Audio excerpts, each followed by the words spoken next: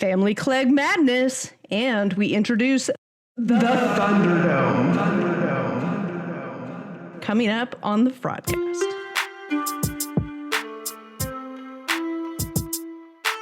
You are now tuned into the Fraudcast, the Deep Dish 90-day podcast. Put them to dive in so you don't have to. Addressing the mess behind the I-do's. You are now tuned into the. You are now tuned into the. You are now tuned into the Fraudcast. Oh, sweet baby Jesus, you guys are making me laugh. And we know that's Thunderdome bad. sounds kind of like, Kinky? what was that one show where the no. kids fought for food? Hunger Games. Yeah. Or Yeah. I thought that was no. It's like the 1985 version of the Hunger Games, It's that book. It's Lord of the Flies, right? which is Hunger Games. Hunger Games with well, more. Doesn't it have more murder You didn't actually see the murders, though, did you? Maybe? in Lord of what? the Flies or in Hunger Games? I guess you Or saw Mad them in Max. Hunger Games. No, not Mad Max, no. No. I thought the movie, the Hunger Games books were way more graphic than the movie was. That's always yeah. how it is, though. Yeah, for sure. It's always a slash more better. Like it would I was really disappointed with the I guess it was the fourth movie. First off, I was pissed that they turned the third book, which was boring as fuck, into two movies because it was barely even one movie's worth of material. Well, And then that's how they do it. The last one is always a 2-part finale because we need one more fucking rollout. Money. Yeah, money, yeah. money. But even like the most like intense, like disturbing parts, they totally glossed over. And I was like, God, this sucks. The reception is probably like, we're not going to have kids like debowel of each other. Even if the book said it. What's the fun of watching the movie? Because it was more about romance. It was more about her leaving that guy behind and screwing another guy on national television. How is that to put someone in their place? Friend. Yeah, man.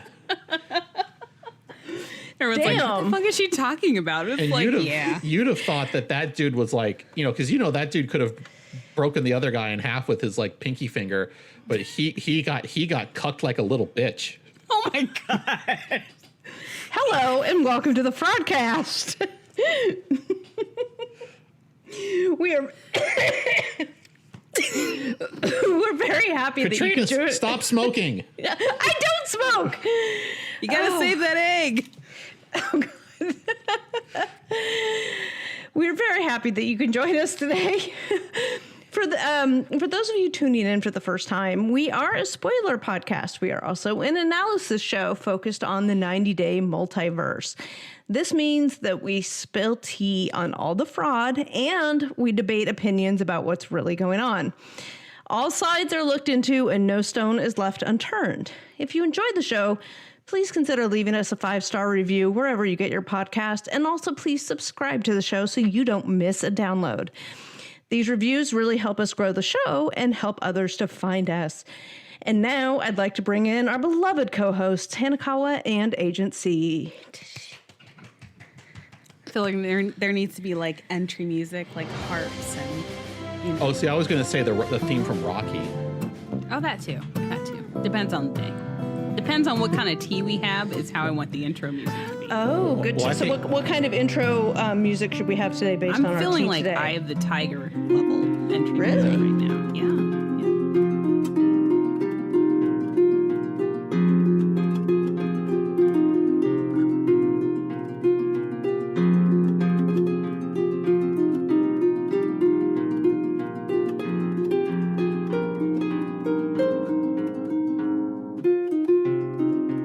Well, we have some good tea today. We have Andre's secret, you guys. We do have his secret shame. How juicy is his secret, though? I didn't We'll roll get to down that. far. We'll Well, get to that. But we enough to- have it. That's Enough what's to create important. a child. That's what we know. Oh. He got Libby pregnant once. Well, I mean, that's a good thing. That means the parts work. Everything's lubed up, ready to go. I don't think that has anything to do with his secret, though. Probably not. That's so disappointing. we have lots and lots of tea today. So Eye of the Tiger it is. I'm not sure what that has to do with lots of tea, but if that's how Hanako is feeling, that's what Hanako gets. So we bring you inside the episode. So this week, we have got some happily ever after tell-all tea for you. It's coming in drips. It's not a big open gusher, but we're getting little bits and little bits. We have found out that the happily ever after tell-all was filmed probably about a week and a half ago, maybe 2 weeks ago. We don't have it exact. And we have learned of some choice happenings. We have learned that Paul and Karini did not appear, at least in the segment that we know of to be filmed at this point. Doesn't necessarily mean there wasn't another segment that we're not familiar with. Maybe it was just Paul and Karini. We're not sure, but we know they didn't appear in this particular set of segments that we have learned about. Right. I think right now the tell-all is like the least of their concerns. I think so. Just a little bit. I do know that there were some rumors about them not appearing prior to their recent legal happenings, so this kind of goes into that.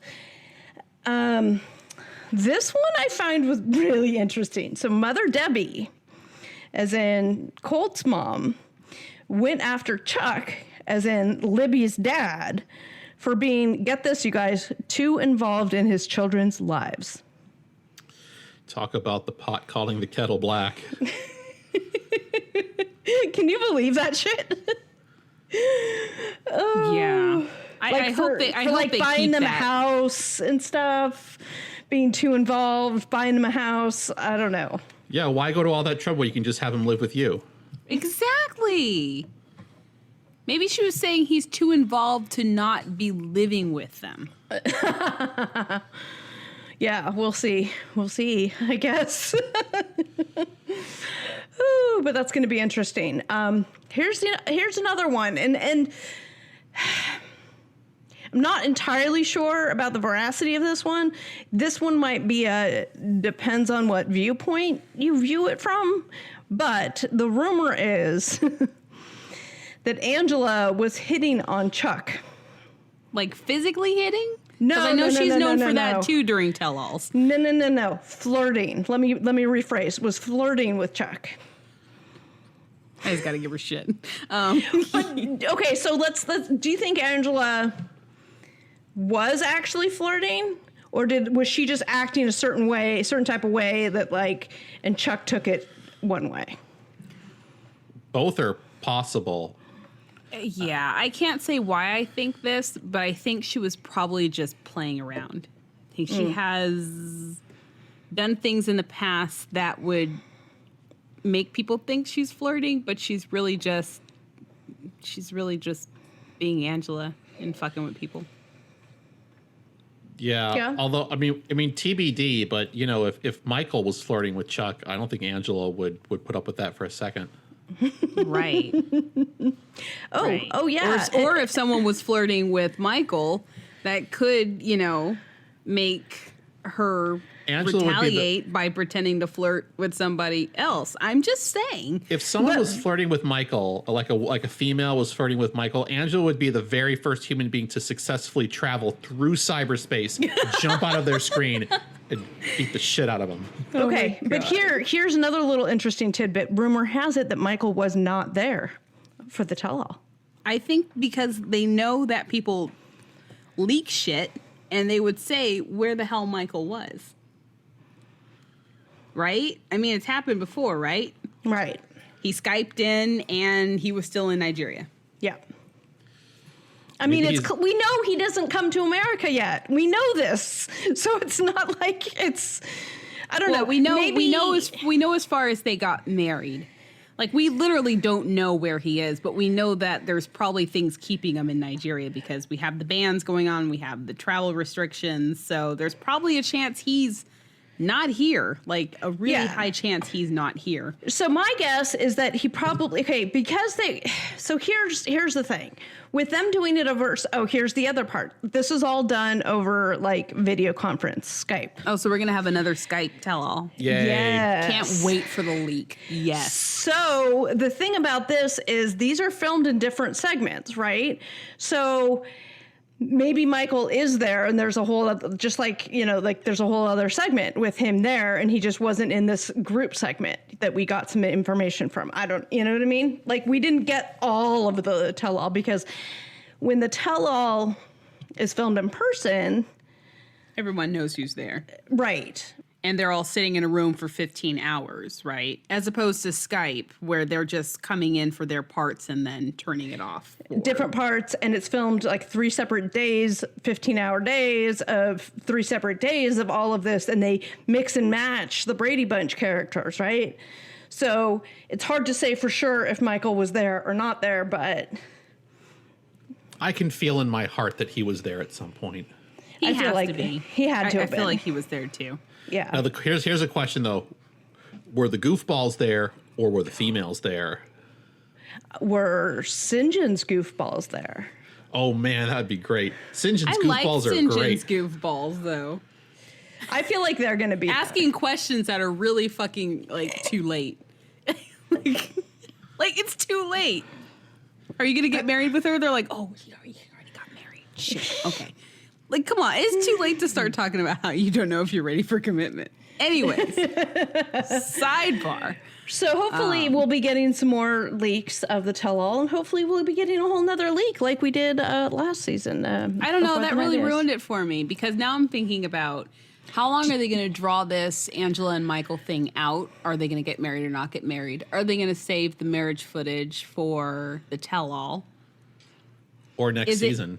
Or What? Don't do that to us. Or No. like they were going to try to do with David and Lana. Mm-hmm. I think they probably kept Lana off. I don't think she wouldn't come anyway. But, no one saw Michael because they might do their own private segment to do the whole, are you still together or not? Yay, they got married and we show the big thing. Right. There's a lot of options that they have to try and keep viewers at the edge of their seat. But Yeah, they probably learned a lot from, or at least learned some from the before the 90 days tell-all and tell-all leak, and maybe some I'm hoping their lesson learned was don't invite everybody at the same time, don't allow recording, and don't allow uploading to YouTube. I mean, that would have solved their problems. Or close the YouTube link when you're done just with it. just close the link. Shut it off. Yeah. Don't let people favorite it. Also, just, again, The Other Way Season 3, nominate Angela to be on The Other Way Season 3. No. Oh, we need new faces. What episode is she on now? All Happily Ever After. They all start mixing together. Yeah, Like, I think Yep. because she's been over there for so long, it feels like she's been over there for a while. I mean, at the rate, if you look at past, I guess Pedro and Chantel aside, she's been on there long enough that she could get her own spinoff, just like Darcy did. Who knows? They might. I'd watch it. I'd watch Angela Abroad. Angela takes on all the females of Nigeria. Oh my Oh God. Oh, anyway. Or they could do. I mean, I don't know if they're going to bring her rotten corpse back from the dead. Angela and baby girl Lisa living in Nigeria together. No. Oh God, no. No. They live in different We countries. we They're won't different countries, paint right? Angela's No, they're memory. in different parts of the country, but they could find ways to have them interact. Different or have, states. They have different states. Yeah. They live. Yeah. Different states. But it could be like the Can you imagine the stare 50 and down a- that would happen though? No. it would either be nuclear war or they'd get along swimmingly. Talk about a Thunderdome. All I could say is I'd like to see them go toe to toe. Celebrity death match. But you know that Angela would already be at least one ahead. Oh, you did not. One toe ahead. Get it? Yeah. So what else do we have? Baby girl More tea. Lisa is missing a toe. Anyway. More tea. More tea. More tea. More tea. Hey, agency, why did Andre leave Moldova? Well. This is the secret that everybody didn't know they didn't want to hear. The big secret, you guys, the whole, the last couple of episodes have revolved around why did Andre leave Moldova? Oh my God, it's this big secret. That's right. We have learned from a source inside Libby World what Andre's big secret is. And, drum roll, it's really lame. So, as you know, as you know, Andre won't reveal on the show why he quit being a cop and moved to Ireland to become a bouncer at a bar. And he got to the point where he almost, in finger quotes, got into a fight with Libby's brother. And some people have come up with some crazy theories online, including that he did a full Ted Kennedy on a former girlfriend and then fled the country. Oh my God. As a result. Which I love. Yeah, if you don't know what I'm talking about, go watch the movie Chappaquiddick, and then you'll. What? That's where it happened. That's where the thing with Ted Kennedy happened, was in Chappaquiddick, New York. The rumor being that Andre killed a girlfriend, and that's why he had to flee. Yeah, that's not what it was, according That's to wrong, our source. sadly. Very sad. Is that sad? What is wrong with you guys today? Oh my God, I have to pee my pants. Why do you have to? Who's making you? Is there someone in the room behind you? Words are hard for me today. I'm medicated. I had this full-on procedure on my neck today, and people are now yelling at us because they're like, "What's Andre's secret?" Just get to the secret.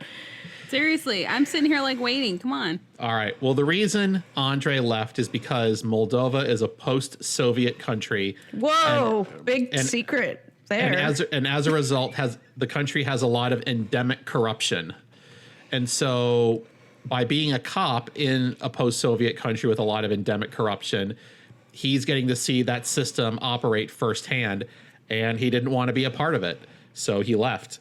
And the reason he doesn't want to talk about it, especially when he's back in Moldova, is because he's worried about the repercussions of criticizing the regime, probably not just for himself, but also for his family. Since societies like that do have ways of punishing you for embarrassing them. So the cop, the law enforcement agency he was a part of, the government, was becoming corrupt, and he didn't want that, so that's why he left.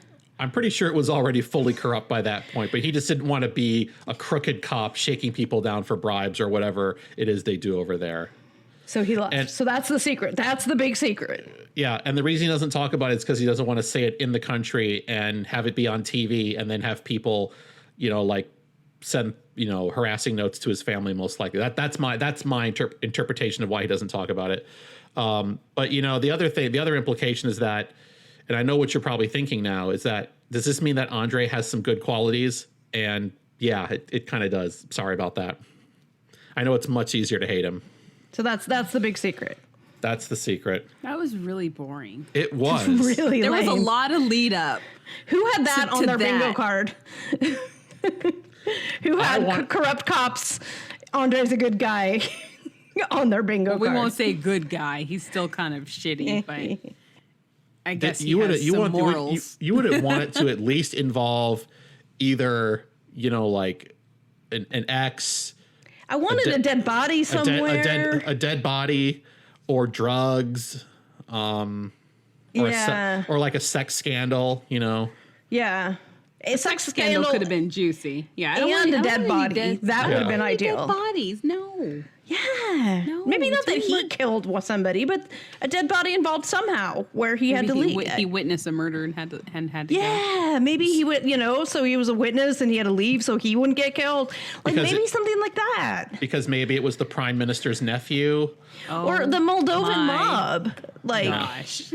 I'm pretty sure the Moldovan mob is probably is either the Romanian mob or the Russian mob it's all the Russian mob, really. There are only like three or four mafias in the world, right?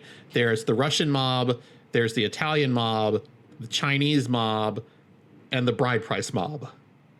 Yeah. What about the Yakuza? And the Yakuza. That's like 5 right there. Okay, 5. Yeah. But those are the only 5. Except for the bride price mob, apparently is based in California. They're the most powerful mob of all. Yes. They're the most transnational. They can come beat you up and leave no eevidence behind. That's right. Not a mark. That's Not a right. mark. If only the Russian mob could learn their secrets. Oh my God. It's like they don't even exist. Anyways, we can move on to maybe some real tea. Maybe. Okay. So, Libby's family signed a new season. Wow. Yay! We get to have more of them. Yay. Are they gonna be on the Family Chantel so we can have our two favorite families in one place? Oh no! Then we can ignore them all It together. would be like the Family Chantel and Libby Rules. Libby Rules. It Oh, has a God. ring to it, right? Yeah, We don't have I- a lot of details, but I mean, it's going to be that type of show, right? Or what kind of show it's going to be. But I see it being just about their crazy family because they've been pumping a lot of their family in our face I to like, just get have us to say, introduced. if I'm stuck watching that, the only thing I'm going to be talking about is having my Libby-ration. Oh my gosh! No, okay, so this is just a new season, not a whole spin-off of like the family Libby. Like it's not that which they've been aiming for with this whole Moldovan wedding nonsense that's happening. Like they've been Right, trying but to they'll get be- a spin-off, but they've been signed to a new season. They're not the only couple on it. It's like the whole all the other couples. But think about it this way. Sure, they've been signed on to a new season, but what story are they going to tell? Their story segments are going to be Family Libby. What else is there to tell?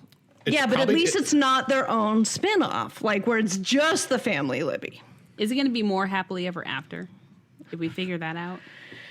Don't know. We don't know any details about it yet. Maybe they're going to be on a separate show that's just about breastfeeding. I Since would that- actually be haven't okay you with followed Libby's sister's Instagram account? It's all about breastfeeding. And then they did that like triple breastfeed in the pool. that. Doesn't she have an OnlyFans? The sister does, yeah. Becky. Yeah, she does. Guess That's what's right. on there? Breastfeeding. Nothing. Anyways, we can keep going. I'll save y'all a click. Nothing. Anyways, what's next? More tea, more tea, more tea. Agency. All right, so I've got this one, you guys. So you guys remember we had that really cringy scene at the registrar's office with Angela and Michael doing the counseling where Angela learned that she has to be a submissive wife. She wants to keep Michael around, and then she also learned the various forms of marriages in Nigeria where he can have side chicks, except they gave it away and said that there's a one type of marriage where he can't have side chicks. Can you imagine if that's how it was listed, though? And then Like an easy to read one pager, and Michael's and it just face has sank. marriage one man with side chicks. Yeah. Like pictures. Yeah. So, but Wife. Side chick 1, side chick 2. But, and as you would expect, we investigated the marriage requirements for Nigeria the minute they had that counseling session. And if you look at the checklist of the marriage registrar for Lagos State in Nigeria, there is no requirement to have a counseling session with the registrar's office. It's all about documentary requirements and signing an affidavit, and the witness stuff is on there. That's legit. But there's nothing about having a counseling session to determine your eligibility, which leads me to believe that they staged this in order to promulgate the side chick conflict in Angela's storyline. Side chick conflict. I feel like they're just padding. They are padding. They're just padding. Like, we already know they're going to get married. How much shit can they pad in these episodes to make it like feel like they're not going to get married so they can look like they've Listen, overcome Angela all these can- challenges? I'm done. Listen, you saw that Angela had 2 packs of cigarettes that she was padding. She could put a lot more packs of cigarettes She in had there. the whole like glove department in her brassiere. I know everyone caught it because I saw the pictures all over Instagram, but I'm just amazed at how much like What I find it's hilarious evolving. There's less tit and more stuff in the bra. in the first episode of when she flew to Nigeria, one of the gifts that she brought Mother Michael was this purse with the Lord's Prayer on the side. Remember this? She brought a purse as a gift. A purse. What reference does she have for a purse? She doesn't carry a purse. If she has a purse, she can get it snatched from her. Yeah. Ain't no one going to snatch the queens from Angela. Right. So there's one other thing I want to talk about with this counseling session, and that is baby girl Lisa. Baby girl Lisa and Usman did not have to have a counseling session in their season of before the 90 days, even though they also got married. And you know that if they had a counseling session where baby girl Lisa was told she had to be a submissive Nigerian wife, she'd have done her, I think, 11th. She would have done her, I think it would have been her 11th or 12th per my count of her saying that she's done. And that would have been, if that was a genuine requirement, you know, they would have put that in there because they love to see baby girl Lisa get mad. And the fact that it didn't appear to me says that this is something that they made up just to pad out Angela's story and just make more conflict and set up the dinner with Michael's aunt.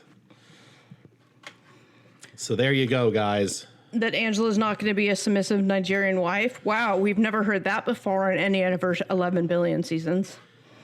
I will admit I fell off my couch when I heard her say that she wasn't going to be submissive. I was so surprised.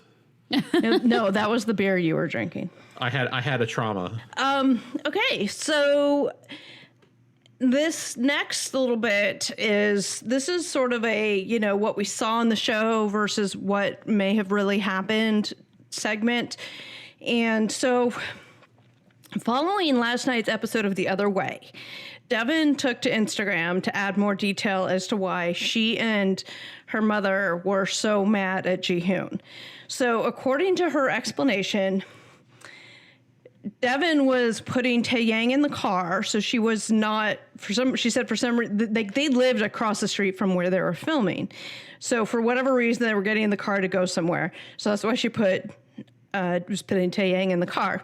And then Drusilla takes off, and Ji-hoon starts running after her. And Devin couldn't run after her because she was putting the baby in the car. According to her explanation, Ji-hoon stopped running after Drusilla and turned back to yell at Devin, who had been yelling at Ji-hoon to get Drusilla. Follow me? So Devin's yelling at Ji-hoon to get Drusilla. Ji-hoon stops trying to get Drusilla, turns around and yells at Devin for yelling at him. So this led to Drusilla moving further into the street and, quote unquote, almost getting hit by a car.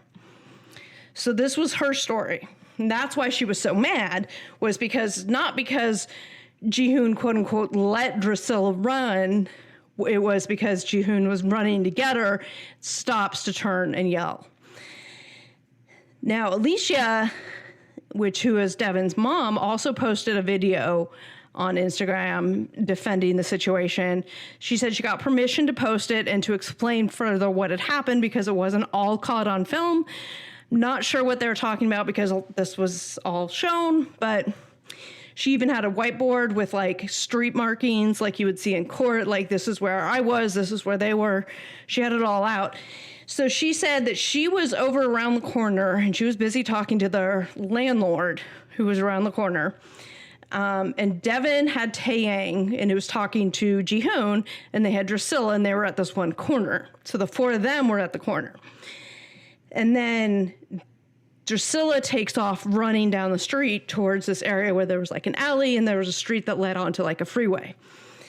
So Devin couldn't really run. I mean, she was trying to run, but she had Taeyang in her like front pouch. And then they both have the same story about they were yelling at Ji-hoon, but Alicia couldn't see the whole situation until she got over, so she wasn't really sure what was going on, but Ji-hoon had been running after Drusilla, stopped, turned to yell at Devin for yelling at him while he was trying to get Drusilla. So that's why they were arguing, and that's why they were so mad. So Alicia at the beginning of her video says, no, of course we wouldn't be that angry at him for, Drusilla running off. It's not his fault that she ran off and didn't stop.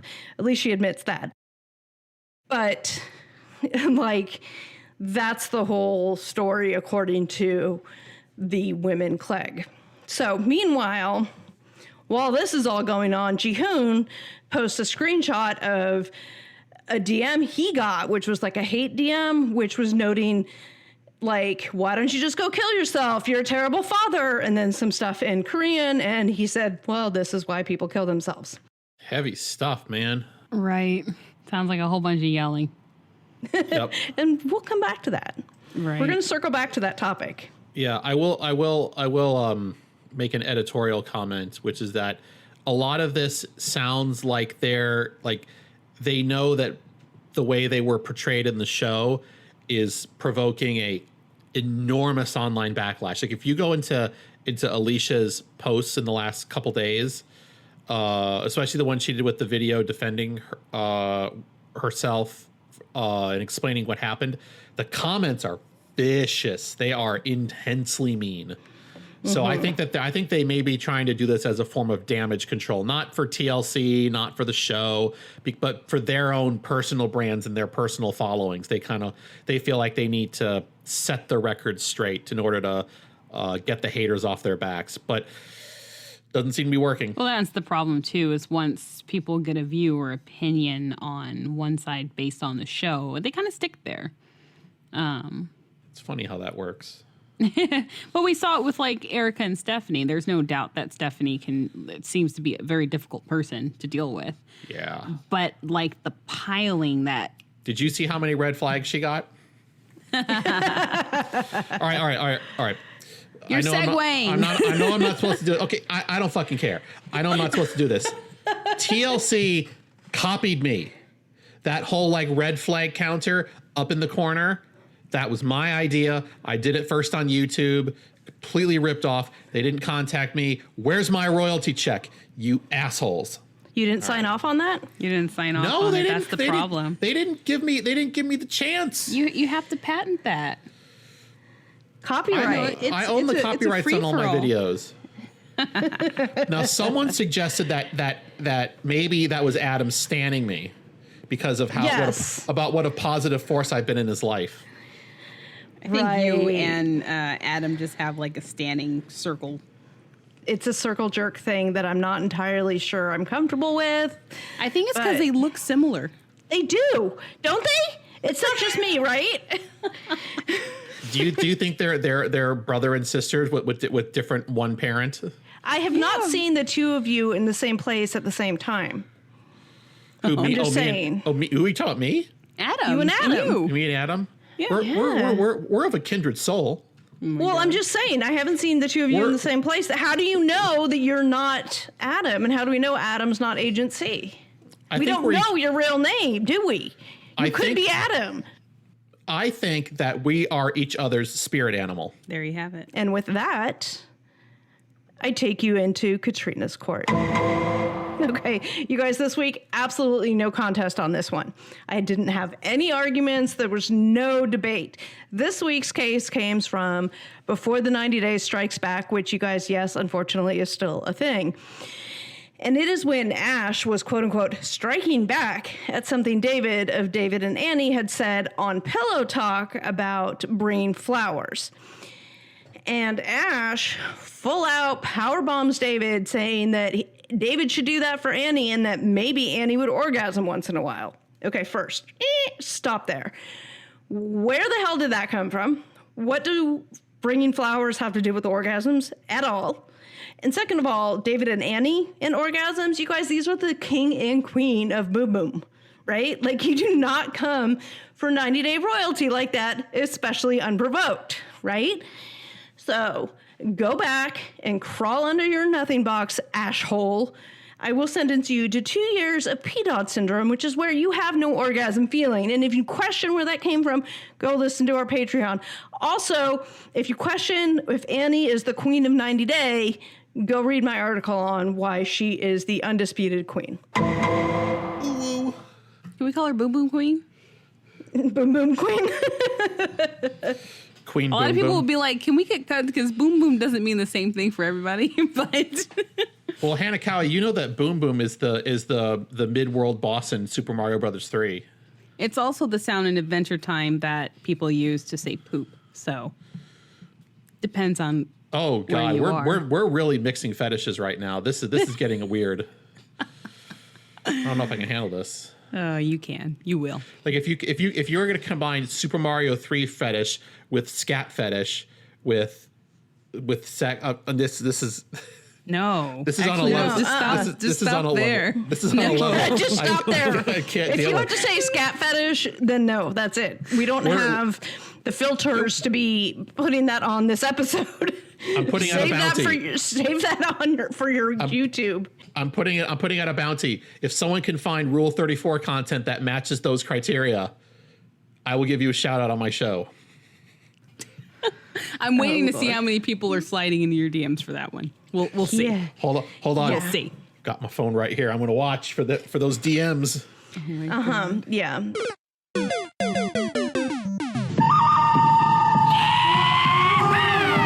We have our social media roundup. So 3 items today. Erica loses the color. So she announced on her Instagram that she's going to shave her head for charity. More like shave her head to then grow hair to shave her head for charity, which is a cancer charity in Australia. Can you explain that? Shave her head so she can grow it and then shave it because you can't donate dyed hair, right? Yeah. I overlooked that. A lot of people don't understand what I'm saying there. But yeah, so you have to, when you donate hair, it has to be virgin hair. It can't be dyed. It can't be treated with chemicals. Straight out of the head. So she's shaving her dyed and I would say damaged hair, right? To then grow her hair out to be able to donate to make a wig for cancer. I have a couple. For a cancer patient. I have a couple thoughts on what you just said. The first is, are you implying that if you are in some way treated with chemicals, you're no longer a virgin? That's correct. God, that sucks. I mean, think about it. Like, as soon as you get vaccinated, you're not a virgin anymore. Moving on to number 2. Number 2. Can you imagine how happy someone would be if they got, like, Erica's iconic dyed colored hair as their wig?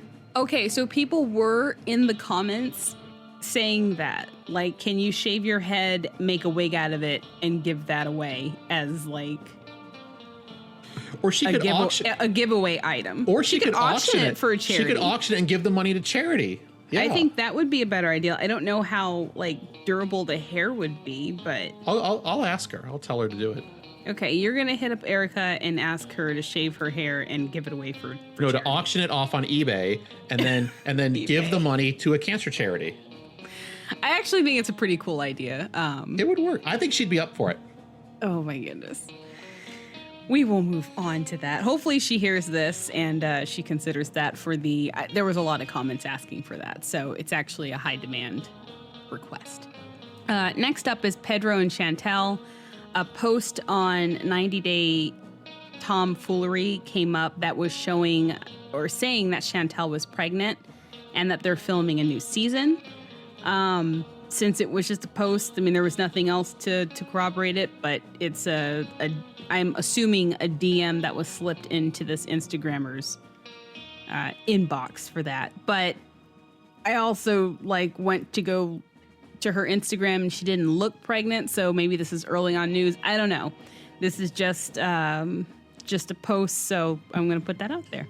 It was like a friend of a friend told me that Pedro said this, and that person messaged the blogger, and the blogger said, look, this is just was said, like, take it It's for just what what it's it worth. is, right? Yeah. Like, take it for what it's worth. And that's all you can do, because when you get random messages, there's almost no way to really know if it's true unless there's some hardcore receipts. So Remember, Tiffany didn't know she was pregnant her whole time. Could also be that Chantel's a marsupial, because like when marsupials give birth, their babies are like this big, and they don't. It doesn't show.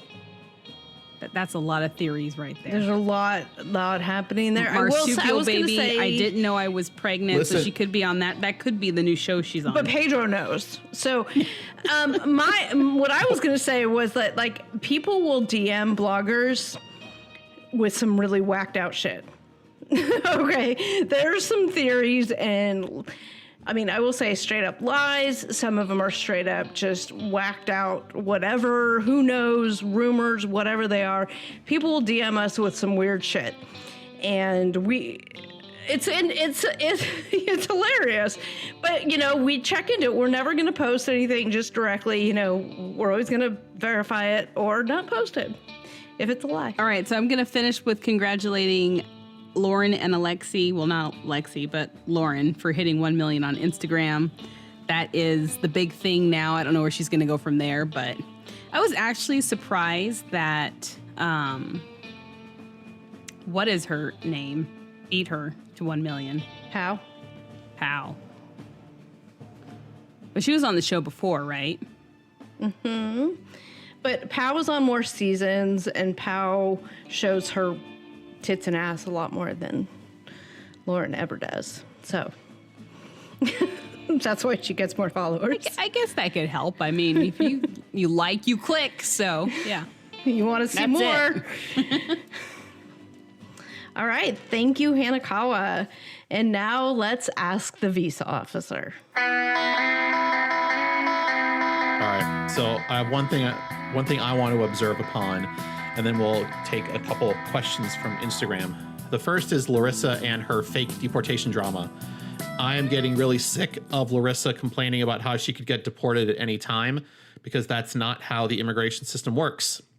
She has to be served a final order of removal before she can be forced out of the country. If she is still attempting to adjust her status or appeal a finding or decision the government has made against her, she does not yet have said final order of removal, and she can't just be picked up and sent out before all that is resolved. And we know that she's trying to she's trying to adjust status to that of permanent resident. We suspect the mechanism by which she's doing it. And as long as that process is pending, and we even know that she went in to USCIS to get a biometric screen, which is a very routine part of an adjustment of status process. We know that she's going through normal administrative procedures and is not subject to a final order of removal. If she's trying to have USCIS determine whether she has a legal basis to stay here, she's not in danger of getting scooped off the street and sent back to Brazil. This is a bunch of nonsense, fake drama that she keeps spitting out. It's true that getting arrested would not be good for her. It would be a significant problem. But the idea that she's in imminent danger and can be deported at any time is a fat load of BS.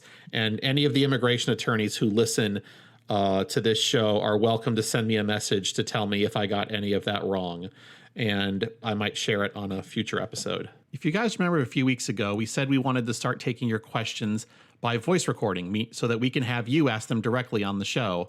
Well, this week, a couple of you guys took the plunge and sent me your voice questions, so we're going to go through them right now. Here's our first one. Hi, my name is Gigi.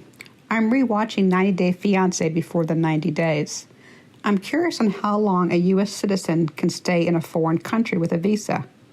After they return to the U.S., how long until they can return? Can they go to another country? How do they keep people from committing fraud? Thanks. Well, the answer to that question is, at this point, there's really no limit to how long a U.S. citizen can remain outside of the country without it causing them some sort of a negative consequence.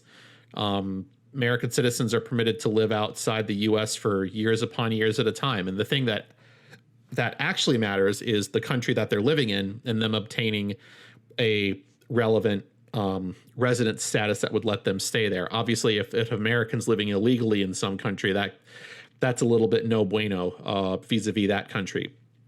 Now, that said, there are implications to living outside the U.S. for a extended period of time, and that comes with your ability to transmit citizenship to your child.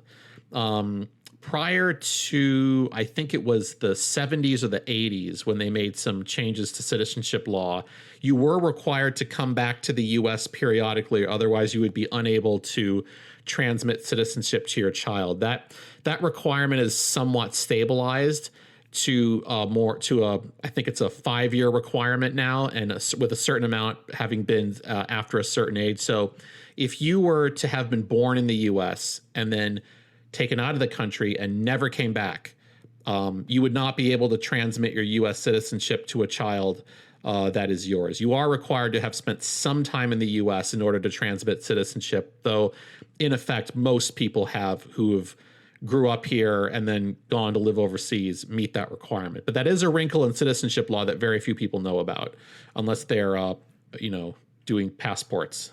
Then you would know about it. But it's a very good question. It's so it's more relevant to have a status in the country you're living in. Otherwise, there's not really going to be a negative impact on you. Okay, let's move on to our second question. My name is Phoebe, and I had a question for Agent C.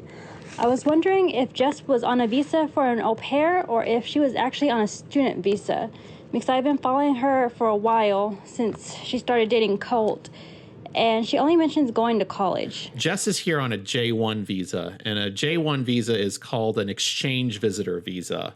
And the J1 program allows for a variety of different types of activities, some types of study, some types of summer work and travel. So, for example, if you live in like a big city and you notice that your local swimming pool has a Ukrainian lifeguard, which a lot of them do, they're usually here on a J1. Olga of Steven and Olga, if you remember from season 6, she was here on a J1 when she met Steven and subsequently got knocked up by him. The lifeguards at my neighborhood pool are Ukrainian.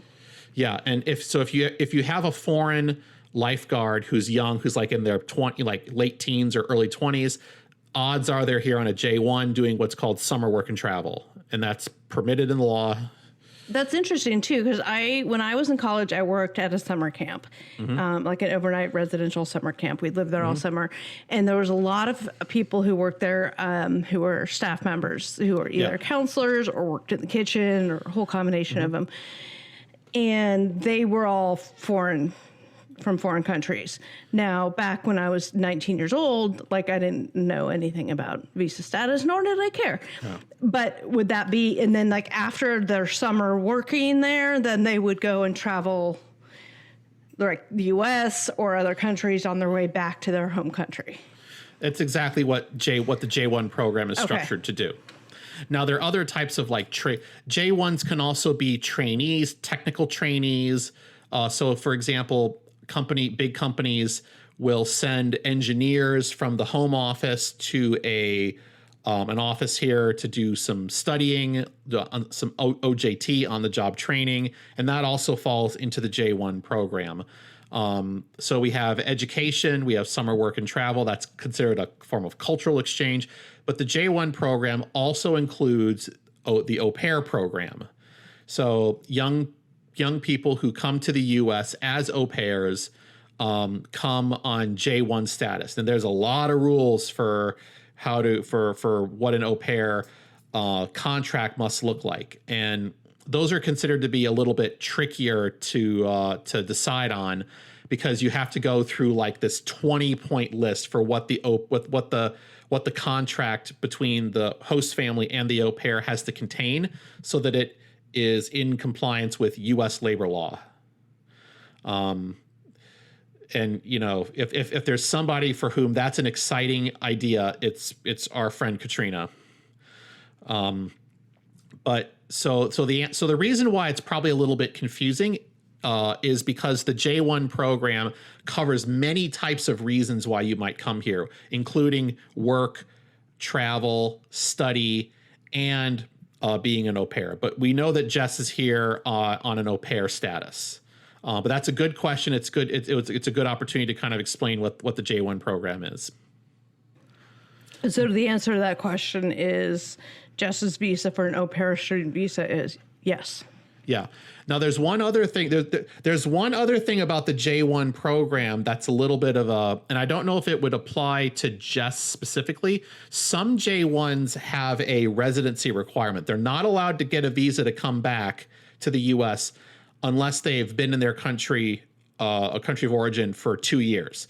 Not all J1s have the 2-year residency requirement. Sometimes it can be waived, but you'll see situations where somebody came for a J1 and they want to come back either as a full-time student or because they've met somebody, and they're not permitted to because they're subject to the residency requirement that's built into the law. So does this explain how Jess was able to go back to Brazil? In that case, she was probably still in status, and provided she has a multiple entry visa, she's allowed to go and return. Okay. Where the residency requirement becomes a factor is when the J1 program ends and she's out of status. Got it. Yeah. Got it. That makes sense. Okay. Yeah. Makes no sense. Excellent. If you have further questions on that, you can reach out to Agent C and ask for the questions. And how can people submit questions for you? There's 2 ways they can submit questions. Actually, 3. They can send. You're always welcome to send me a DM on Instagram at The Real Agency. I'll always take your questions. If it's a question that I don't think I can use on the show, usually I'll just tell you the answer. But if it's one I think we can use on the show, I'll let you know. Usually every other week on Mondays, I will put out a Instagram story soliciting questions. So keep a lookout for that. Or you can use the contact form on my website to send a question that way. Excellent for those of you that are not on social media. And again, why would you be on social media when we're there trolling it for you so you don't have to? All right, now I'm going to move into something new for you guys. This is the segment we are now calling either 90 Day Crossfire or the Thunderdome. We're not sure how it's going to work out yet. Let us know what you think. One of the features of the Fraudcast is that because we come at things from all different points of view, like the 3 of us, we sometimes have different interpretations of issues presented in the show. And this can lead to interesting exchanges. A lot, honestly, of what you don't actually hear on the show, we actually keep these off the show for the most part. However, what you do hear on the show, sometimes listeners mistake this, what we refer to as a robust exchange, as us fighting with each other. It is not fighting with each other. We just enjoy discussing these topics with each other. Again, most of this is kept off the show, and we don't want to keep it off the show, basically. So with that in mind, we're introducing this new segment that will allow us to debate these topics from the show in a more structured manner. For those of you guys who've known me a long time, you know structure isn't exactly my strong suit. So we're going to try this. Thankfully, I have Agency and Hanakawa to keep me straight. So, introducing 90 Day Crossfire live from the Thunderdome. The way that this is going to work is that each week, one host plays the moderator and the other 2 will take sides on a show-related issue. The 2 hosts will debate the topic. We are then going to post a poll on Instagram asking you, our beloved frauditors, who you think won the debate. The next week, the moderator will announce the audience poll winner and also declare who they think took the Thunderdome. So, a quick disclaimer about this whole segment. These views that they're going to argue don't necessarily reflect their personal views. So I want to make that clear. But rather, the side of the argument that they were assigned to argue by the moderator, i.e. me, tonight. Tonight, I'm the moderator. So tonight, I assign them these sides. So don't come after any of us for these views. Okay, we're debating with the available information. No one here is a misogynist or a victim blamer or a victim shamer. We're taking all the available information, all the available positions, all the available arguments, and we're throwing them in the room together. Hence, the Thunderdome. So without further ado, welcome to another edition of Thunderdome! This week, Devin, Jihoon, Drusilla, and the street. Is Jihoon to blame? And did the punishment fit the crime? Taking the side of Team Jihoon will be Agent C. He will return to his familiar territory of arguing that Jihoon is getting a raw deal. On Team Devin will be Hanakawa making the case that Devin has a legitimate complaint against Jihoon. And now, Agent C, your opening statement. Right. So you guys know that I have taken on the unofficial mantle of the public defender for all 90-day losers. And Jihoon is probably my number 1 client. This guy keeps getting dumped on week after week after week after week. you know, he's given the task of trying to wrangle a kid to bring her back to their apartment. And by no fault of his own, because he's not controlling this kid, she goes and runs off. He makes a valiant effort to go and get her. And despite the work that he does, and despite the fact that the situation ended up with her being okay, we see that she sustains no injury, that he's getting the complete eighth, ninth, 10th degree from both Devin and from Alicia. And this is completely unfair. Ji-hoon is making a legitimate effort, and he's constantly being raked over the coals for things that are not really his fault. He's not the one who you know, instilled in Drusilla's mind that it's okay to tear off in the middle of a city at night, that you know, puts her in the position or has her believe that she doesn't have to listen to adults when they yell for her to do things. And certainly, you know, he seemed to be the fastest one going after her.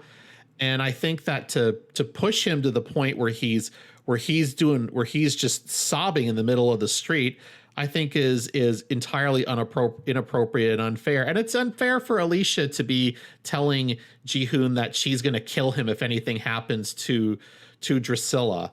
I mean, that's a burden and a pressure that's way outside the bounds of what is acceptable. Ji-hoon, for his faults, and he does have them, is trying to make an effort, and I think he deserves to get at least some credit for what he does. So I think Ji-hoon did nothing wrong. Thank you very much, Agent C. And Hanakawa, your opening statement. Opening statement. I don't have a long statement, but my platform is that in the moment when Drusilla ran off and Ji-hoon ran after her, he had one job, and that was to make sure she didn't run out into the street and get hit by a car. And he let his emotions take over, that he wanted to, you know, to have them stop harping on him. But in that moment, he dropped the main objective, and that was getting the child and making sure she stayed safe. So that's where he dropped the ball.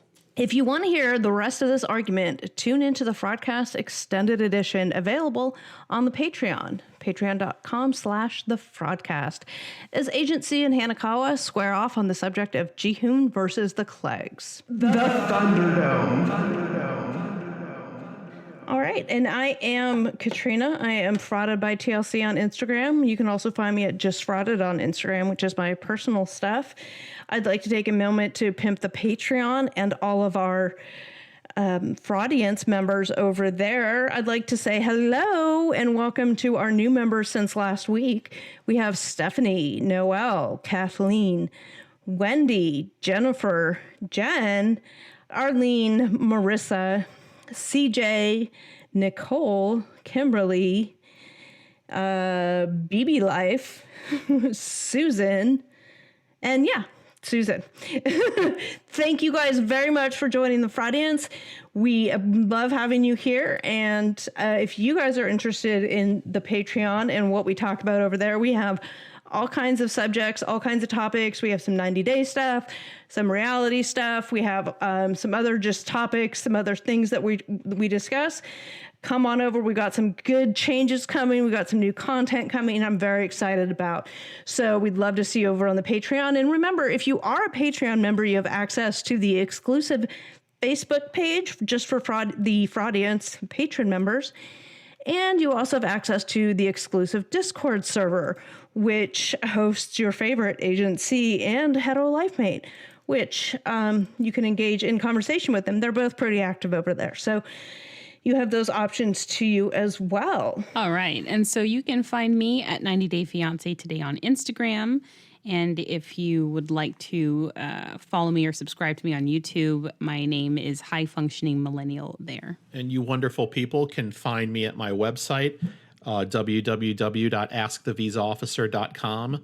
Feel free to go there if you have a question related to the U.S. visa process. There are a number of services there that can help you. I actually do get a fair number of people sending me DMs about general visa topics or specific visa topics related to them. And very happy that you do that. If you want me to answer those questions, you will need to go to the website and request a service for that. You can also find me on YouTube at The Agent C Show. I know I've been promising new videos. They are in production. I've had a few other things I'm working on the side that's been distracting my attention. But I have 3 new videos, scripts recorded, and now I'm just putting them together to get uploaded. So there's a cornucopia of things coming for you wonderful people. And last but certainly least, you can find me on Instagram at The Real Agency. Great. Thank you so much, you guys. And that is our show for today. Thank you so much for tuning in. And remember to please subscribe to the show so you don't miss a new episode drop. While you're there, if you can leave a 5-star rating and review, we would appreciate that as well. We are the Fraudcast, and we're dumpster diving so you don't have to.